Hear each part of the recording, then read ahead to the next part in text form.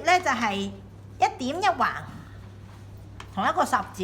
點解我將佢孖埋一齊咧？我又歸埋落啲點度咧。其實我都諗咗一輪嘅，將佢哋歸去邊度好咧？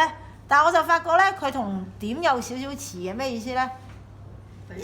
一點一橫咧，就肯定係要擺頭嘅。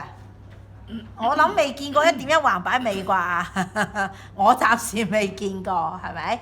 所以咧呢個係記當頭點，即係佢都叫做拉邊啦，同點有關係啦嚇。當頭點跟一個橫，如果冇任何橫嘅，下邊冇橫嘅線條咧，佢有機會係長橫嘅。睇翻示範嘅兩個字，一個卒一個卒字，一個齋字，一個夜字。但係唔好意思喎，呢三個字不約而同咧。呢個橫係長橫定短橫啊？長。一橫一點嗰個橫係長定短啊？短。短。點解短嘅？點解嘅？諗諗先。因為最長嘅底。嗱，因為我成日都話啦，我哋毛筆字，我哋中國字都幾得意嘅。如果有幾橫咧，就通常咧接近中間水平線，即係如果有米字格咁計啊，中間水平線嗰橫咧有機會係長橫嘅，明唔明啊？好大機會接近中間嗰條線橫先係最長嘅。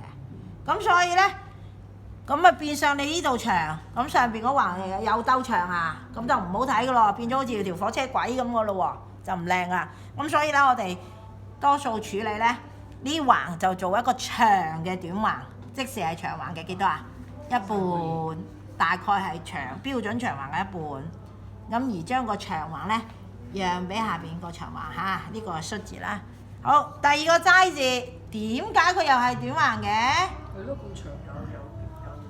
係啦，因為我成日都話啦，有撇同捺，咁就長橫都要讓路啦。咁所以咧，咁巧呢橫咧又係一個長嘅短橫。同一個道理，你唔好同佢下邊鬥長啦，係咪？好，到個夜字啦，點解又係短橫嘅？揾唔揾到撇捺啊？揾到喎，撇喺呢度，捺喺邊度啊？捺喺底呢度噃，只不過你寫咗反捺啫噃，寫咗一個長點啫喎，其實呢度寫個捺都得嘅，係咪啊？所以記住規律就係。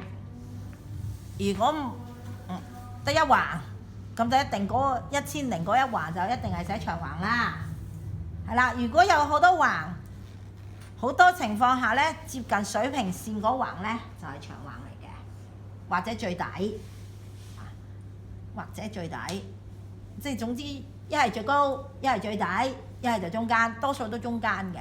如果有好多橫嘅時候嚇，係啦，好。但係長橫一見到有撇捺就唔該點啊？讓路啦，最闊就留翻俾撇同捺做啦。